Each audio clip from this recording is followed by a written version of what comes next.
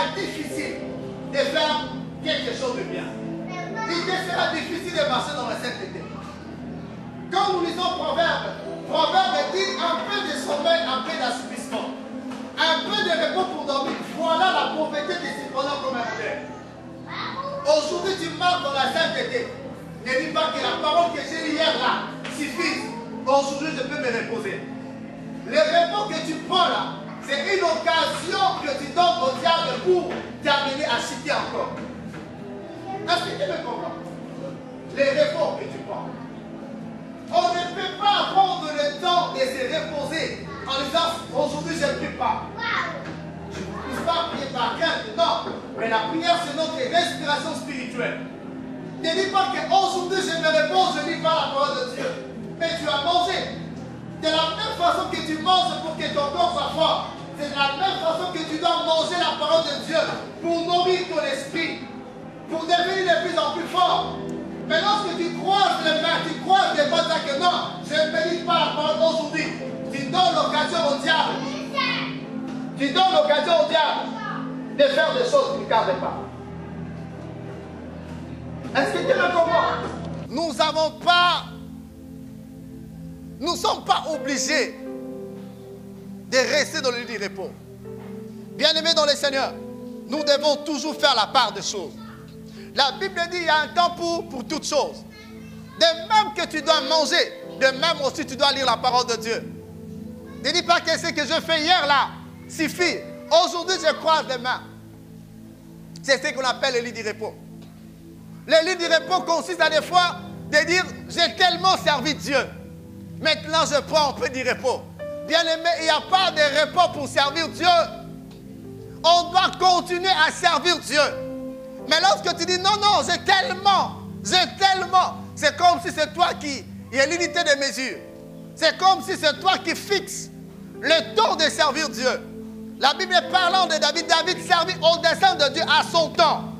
Il a continué à servir Dieu jusqu'au soir de sa vie. Il servait Dieu. Des gens comme de Moïse. On l'a dit, Moïse de mourir, la vigueur et la vision ne les quitta point. C'est-à-dire il a continué à servir Dieu. Le lit du repos, c'est ce qui fait que plusieurs personnes tombent. Si David était avec Joab à la campagne, je pense que David n'allait pas commettre cette erreur avec Bathsheba. Si David décidait d'aller avec Joab, ces choses n'allaient pas arriver. Mais puisqu'il a décidé de rester, et voilà, il va commettre un gaffe qui fera en sorte que le jour qui vient, il paye 4 fois le forfait qu'il a commis. Amen, amen. Alléluia. Bien-aimé dans le Seigneur, je vais vous dire une chose. Un chrétien qui est dans le lit du repos est plus dangereux qu'un païen qui ne s'est pas encore converti. Est-ce que un chrétien qui est dans le lit du repos est plus dangereux qu'un païen qui ne s'est pas un vrai païen. Lorsque tu es dans le lit du repos, tu vas vivre le contraire de ce que Isaac a vécu. La Bible dit Isaac s'aimant, c'est allé dans le désert, il s'en alla en résistant jusqu'à devenir fort riche. Alléluia. Mais quand tu es dans le lit du repos, c'est-à-dire tu vas commettre un forfait, tu vas sceller dans ses péchés jusqu'à s'enfoncer encore davantage. Tu seras surpris que tu es vraiment là-dedans et tu ne sais même pas comment s'en sortir. Un simple repos de David a amené David non pas seulement à commettre un forfait avec Bathsheba, mais a entraîné David à devenir meurtrier. Parce que lorsqu'il a commis ses péchés et que le péché a été révélé, il a voulu cacher son péché.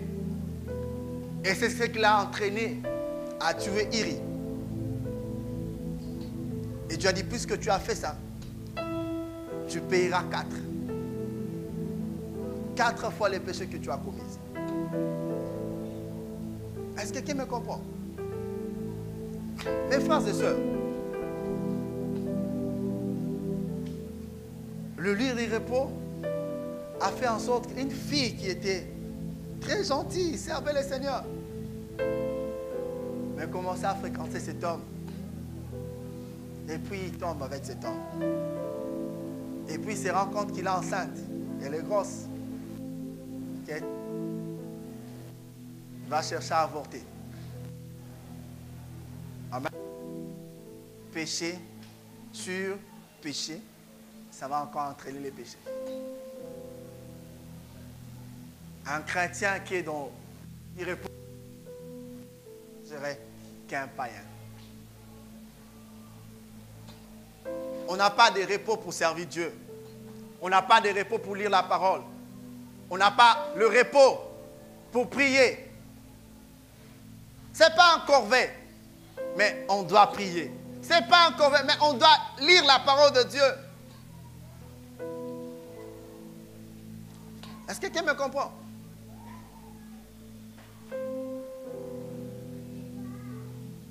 Bien-aimé dans le Seigneur, pour lire la parole, il ne faut pas que les gens soient derrière toi.